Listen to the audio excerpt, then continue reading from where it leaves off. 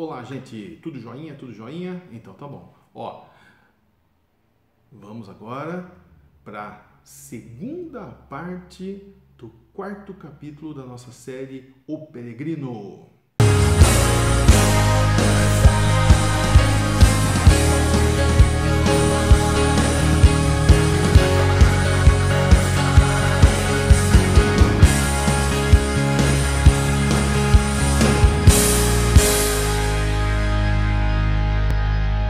Muito bom, gente. Então é o seguinte, né? No domingo passado, nós estávamos falando sobre o desfiladeiro da dificuldade e todos aqueles problemas que o peregrino, o cristão, né, passou. Ele tinha ido naquele morro da dificuldade, encontrou um monte de gente, né? Conversou e os caras tudo. Ninguém querendo seguir o cristão, acompanhar o cristão no caminho, porque achava que era difícil, porque não valia a pena e tal. Bom, aí ele chega naquele morro, chamado Morro da Dificuldade, sobe o morro, chega lá em cima, encontra dois caras, que é o hesitante e o desconfiança, que estão fugindo de dois leões, e aí ele quer procurar, assim, quer uma palavra de conforto, ele quer sentir conforto, na verdade, de Deus, põe a mão e tenta buscar aquele rolinho que ele recebeu aos pés da cruz, e ele não encontra. Ele volta de novo, desce o morro da dificuldade, encontra o rolinho depois de muita angústia, muito procurar, fica ansioso porque já está escurecendo, volta em cima e fala: meu Deus, agora que está escurecendo, como é que eu vou enfrentar esses dois leões? E de repente, foi onde nós paramos na aula passada, ele avista o Palácio Belo. Ele fala: uau, quem mora nesse Palácio Belo, né? Mas para saber quem mora lá, eu preciso passar por esses dois leões aqui. Agora, olha que interessante, esses dois leões estão no meio do caminho, né? Então, tem um caminho, aí tem um leão de um lado e tem um leão do outro. O cristão não vê, mas esses dois leões estão acorrentados, entendeu? Estão presos. Eles têm um limite de ação à proteção de Deus, tá vendo? Em cima dos cristãos. Olha que legal isso. Às vezes a gente não vê as correntes que Deus prende as coisas ruins, né? O próprio inimigo, talvez, de atuação no nosso caminho. Então, nós temos que enfrentar esses leões, porque Deus colocou amarras nesses leões, nesses problemas, nesses medos que a gente tem. Okay? Então, tem um limite para tudo isso. Inclusive, isso a gente pode entender que é como se fosse um teste de fé. Não é uma tentação. Tentação leva para algum mal, né? Mas um teste de fé. O teste de fé é o seguinte, cara, né? É como se Deus estivesse colocando para a gente: eu estou do teu lado, não se preocupa, eu não ia deixar o leão atacar você depois de tudo isso que estivesse acontecendo, entendeu? Então a gente tem que perceber isso, né? Que Deus sempre está nos protegendo.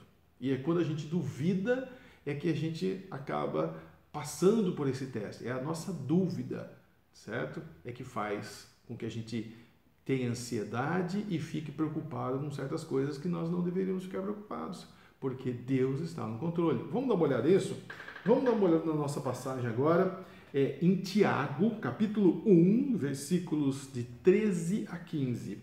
Tiago, capítulo 1, versículos de 13 a 15.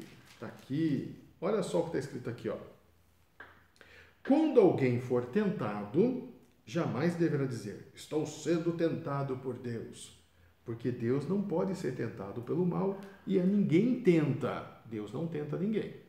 Cada um, porém, é tentado pelo próprio mau desejo, sendo por esse arrastado e seduzido. Então, esse desejo, tendo concebido, dá a luz ao pecado. E o pecado, após ter se consumado, gera a morte. Então, olha que curioso, né? A tentação não vem de Deus, vem dos nossos próprios medos, das nossas próprias angústias, do nosso próprio desespero, da nossa própria falta de confiança. Quer dizer, se a gente olhasse, se estivesse no lugar do cristão, olhasse aquele caminho, dois leões, eu já passei por esse morro da dificuldade. Jesus já tirou o fardo que eu estava carregando. Não é agora que termina as coisas, né? Tem um palácio na minha frente lá, o Palácio Belo. Então, é uma coisa bonita, brilhante, deve ser uma coisa que chama muita atenção e parece ser boa, né? E tem dois leões aqui na frente. alguma coisa vai acontecer, né? Deus não vai me deixar cair frente a esses dois leões. Isso não é possível. Então, isso é confiança. Então, vou caminhar, vou enfrentar. Mas a partir do momento que a gente tem medo, tem receio, aí aparecem os fantasmas dos nossos medos. Esse leão vai me atacar, esse leão vai fazer não sei o que lá tal. É a falta de confiança. Bom, e aí o cristão estava exatamente talvez pensando nisso, né, nessas coisas, quando de repente tem uma pessoa lá na porta do palácio. Você tem que passar pelo leão para chegar no palácio. E essa pessoa se chama vigilante ou vigilante. O vigilante diz o seguinte, viu? Ó, anda bem no meio do caminho, não vá nem para a esquerda nem para a direita. Anda bem no meio que você vai conseguir chegar aqui e os leões não vão te ferir. O cristão fala, ai meu Deus, segura o rolinho lá que ele recebeu para dar confiança e caminha bem no meio. Olha lá, caminha no meio, nem para a esquerda e nem para a direita. E ele passa, os leões tenta atacar, não consegue, porque eles estão presos, se ele está no meio do caminho, o leão não tem como chegar, ele passa pelos dois leões e chega até o vigilante, né? Aí o vigilante fala assim, pronto, tranquilo, tá vendo? Não tem problema, você tem que ter confiança, cara, e ficar no caminho. Não é para se desviar nem para a esquerda nem para a direita, nem para mais nem para menos, nem o excesso, nem a falta, né? No meio, legal. Isso tem a ver com a palavra de Deus, né? Tem pessoas que se tornam legalistas, aumentam muito, assim, querem seguir a palavra de Deus e inventam, talvez, interpretações pesadas sobre a palavra de Deus, os não pode, não é, não, sabe, exagera nas coisas e distorce a palavra de Deus para mais. E outros, muita flexibilidade, né? Acabam vendo assim, mas não é bem isso, olha só, achando brechas na palavra de Deus. Então lá, puxando mais para o menos. E não é isso. A palavra de Deus é uma só, cara. É o que é, entendeu? Não tem nem para a direita e nem para a esquerda. Ela é o que ela é realmente. Por isso que é importante a gente ler a Bíblia e estudar a Bíblia constantemente, ok? E refletir sobre a palavra de Deus. Muito bem. Bom, aí o que acontece? O vigilante fala para ele assim, então, beleza, você passou, que joia, né? E o cristão fala, então, e esse palácio aí, cara, de quem que é e tal? Ele fala assim, não, peraí, o vigilante diz para o cristão, eu vou chamar uma pessoa para conversar com você, tá? Só um minutinho. E aí ele chama uma moça, ela se chama Descrição. Ou melhor, discrição, não descrever, né? Discrição. A discrição vai e conversa com o cristão e faz uma série de perguntas. Ela não vai deixar ele entrar no palácio, na casa dela, um desconhecido. Então ela começa a conversar com o cristão sobre as aventuras dele, né? Sobre as coisas que ele passou e tudo, quem ele é, de onde ele veio, para onde ele vai. Aí ele fala, ele conta a história dele. E mostra lá o olhinho, mostra a capa que ele está nova e tudo, né? Que Deus deu para ele, que ele ganhou, né? Naquele momento aos pés da cruz e tal. E a descrição fala assim, tá bom, ok, você pode entrar, sim. Nós vamos servir o jantar daqui a pouquinho, mas eu não quero que você fique sozinho aqui, não. Eu vou chamar mais algumas pessoas para conversar com você. E essas pessoas, durante essa conversa, antes do jantar, vão te ajudar bastante também, tá bom? Muito bem. A descrição sai e chama suas 3 irmãs. Olha que legal. A descrição tem 3 irmãs. E ela chama essas 3 irmãs para conversar com o cristão, para fazer sala, sabe? Assim, enquanto não é oferecido o jantar. Só que essa conversa, gente, vai ser muito poderosa para o cristão. Não é uma conversinha, não é para fazer sala. É para ele refletir sobre tudo que ele já passou. As 3 irmãs da descrição são a prudência, a piedade e a caridade. A prudência, a piedade e a caridade. São 3 características também de um cristão, né?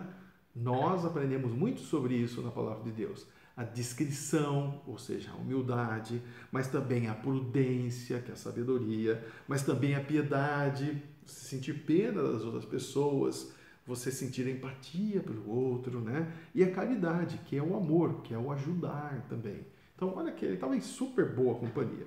E aí, acontece uma coisa muito jóia. Elas conversam com o cristão e faz um monte de perguntas para ele. Viu, então? Aí você saiu da cidade da destruição e você é casado? Assim, sim. E cadê sua esposa? Cadê seus filhos? Aí ele conta que ele deixou lá, fala assim, então por que você não trouxe ele junto com você? Começa a perguntar, sabe? Fazer um questionamento pesado. E ele vai justificando por que ele deixou a família dele lá e por que ele veio sozinho até agora, as dificuldades que ele teve e tal, a roupa, e vai embora. Elas fazem assim uma análise dele. Aí a pergunta que nós fazemos é o seguinte, por que nós temos que pensar nessas coisas, né? Eu já fui convertido, quer dizer, eu já me converti, já aceitei o caminho, já estou no caminho, e eu preciso olhar para trás e pensar nas coisas que eu fiz no passado, né? Não estou falando antes da conversão, mas após a conversão mesmo, né? A minha vida de convertido. É importante eu lembrar de tudo isso, do meu batismo, do momento que eu falei, Senhor Deus, estou com o Senhor, me aceita, eu quero ficar contigo pro resto da minha vida. É importante lembrar isso daí? É importante, gente. E eu quero mostrar duas passagens em Salmo que mostram isso para vocês. Primeira é que às vezes, frente às dificuldades, se a gente olhar para trás e ver as coisas fantásticas que Deus nos fez, isso nos dá um conforto, uma força muito grande para enfrentar os leões da vida. Então, quem diz isso é o Salmo 105, versículos de 3 a 5. Salmo 105, versículos de 3 a 5. Está aqui, ó. Então, olha só. Olha que é lindo esse salmo aqui. Gloriem-se no seu santo nome. Alegrem-se o coração dos que buscam o Senhor. Recorram ao Senhor e ao seu poder. Recorram sempre fiquem atrás do Senhor, de Deus e do seu poder. Busquem sempre a sua presença. Agora, olha o versículo 5. Lembrem-se na tua vida dos seus prodígios, ou seja, dos milagres que aconteceram já na sua vida. E você sabe o que aconteceu. E das sentenças de juízo que pronunciou, das decisões que Deus tomou sobre a sua vida, coisas que você queria fazer e que Deus talvez não tenha permitido. Ok? Então, esse final é muito importante. Lembre-se das maravilhas que ele fez, dos seus prodígios e das sentenças de juízo que pronunciou. Lembre-se das coisas legais que ele fez na tua vida, dos milagres da tua vida e das decisões que ele tomou no teu lugar para te ajudar. Quando você olha isso, você fala, cara, eu estou vivo pela graça de Deus. Deus me ajudou muito. E a promessa dele ele vai continuar ajudando, porque eu sou filho de Deus. Então, quando a gente, às vezes, frente às dificuldades, frente aos leões, é bom a gente dar uma paradinha e refletir, que nem a prudência, a piedade e a caridade fizeram com o cristão. Olha um pouquinho para trás, olha as coisas maravilhosas que Deus já fez. Entendeu?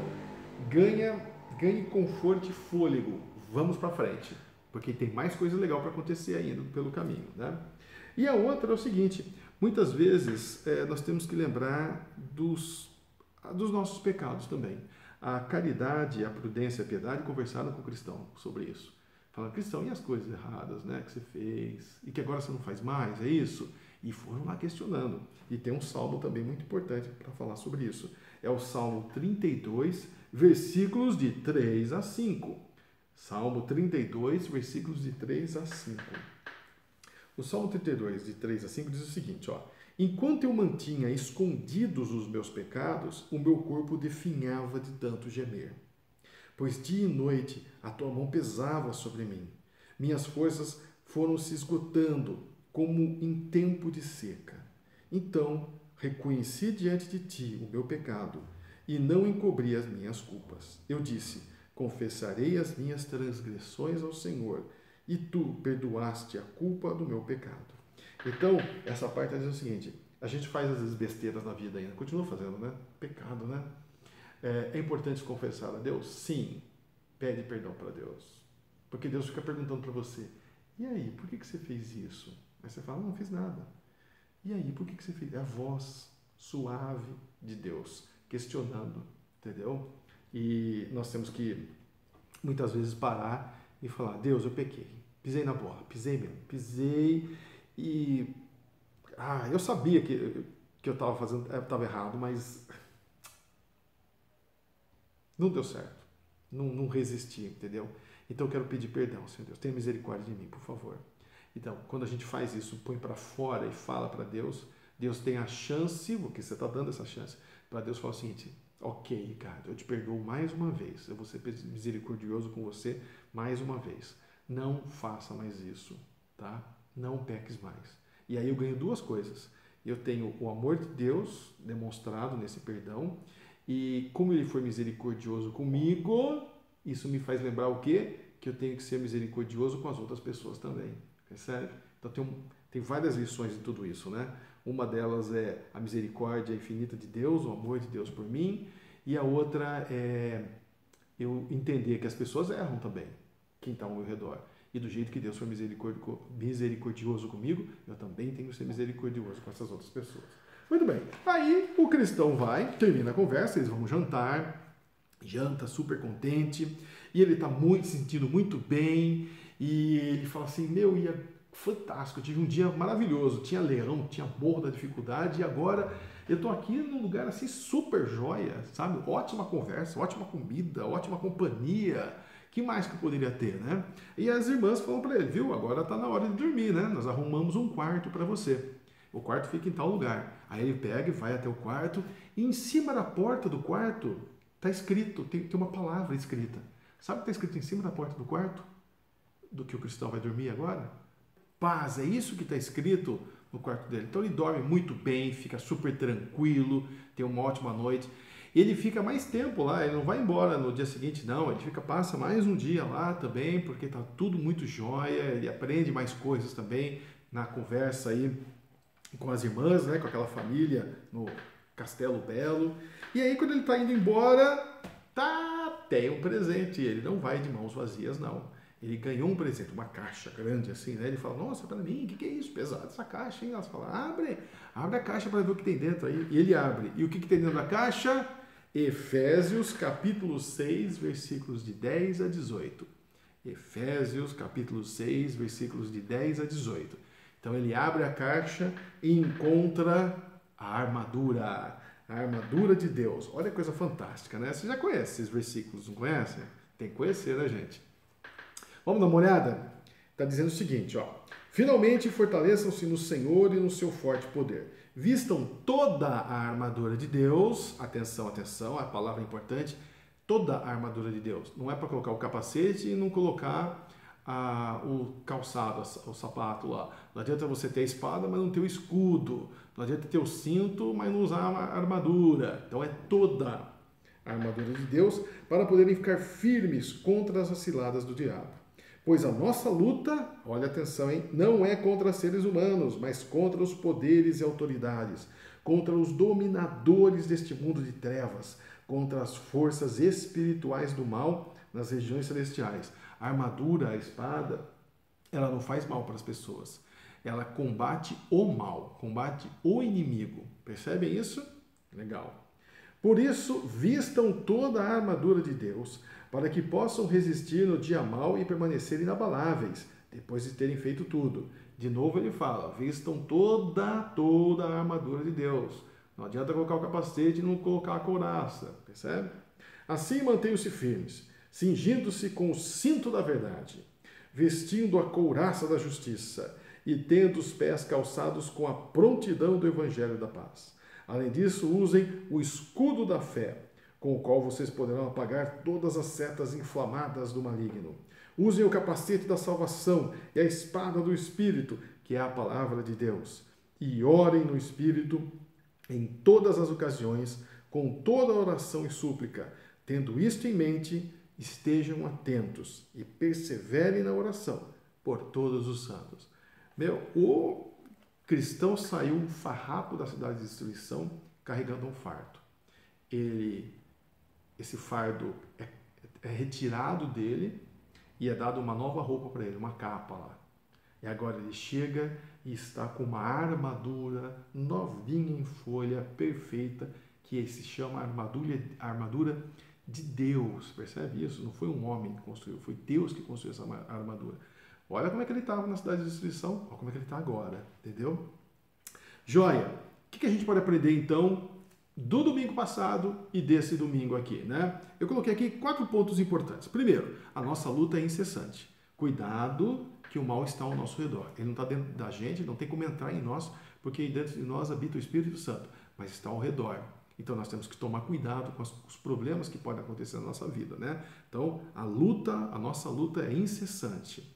Segundo, não podemos baixar a guarda. Se a gente baixa a guarda, tira o escudo, tira a espada, faz alguma coisa assim, o leão ataca, vamos dizer assim, né? O leão pode nos atacar, o mal pode nos atacar. Então, nós temos que usar essa armadura sempre, 24 horas por dia. E aí você fala, mas a armadura é ruim, né? É muito pesada. Não a armadura de Deus. Não a armadura de Deus. Entendeu? Ela é, assim, tranquila, ela é muito confortável. Pode usar, certo? Sem moderação. Temos uma armadura para nos protegermos. Então, esse é o terceiro ponto importante. Nas nossos problemas, nas nossas dificuldades, nós estamos vestidos da armadura de Deus. Isso implica lá em ler a Bíblia, em refletir sobre a Bíblia, em refletir sobre a palavra, aplicar a palavra na nossa vida, na vida dos outros, né? Então envolve uma série de coisas também, né? Não é somente ter a armadura e carregá-la para cima e para baixo, que esse é o nosso quarto ponto importante aqui, né? O quarto ponto é, você tem a armadura, mas deixa ela dentro da caixa, tem a armadura, vai ficar carregando ela assim e não usa a armadura, então para que serve essa armadura, pô? Você tem que usar essa armadura, perfeito? Você tem que se sentir confortável com ela. Então esses foram os 4 ensinamentos desses 2 domingos, né? A luta é incessante, não podemos baixar a guarda, nós temos uma armadura para nos protegermos e temos que usar completamente essa armadura, ok? Gente, próxima semana, já com uma armadura de Deus super duper, o cristão tem 2 grandes desafios. Olha só, o vale da humilhação. Ixi, só tem problema? Caramba! Não, mas tem um outro vale também. Um outro vale. Qual que é o outro vale? O vale da sombra da morte. Meu Deus, mas o que é isso? Então, na aventura do cristão, não perca a semana que vem. Ele, com a sua armadura, vai passar pelo vale da humilhação e pelo vale da sombra da morte. Será que ele vai sobreviver? Será que ele vai desistir? Não percam na próxima semana. Tchau, tchau, gente. Até mais.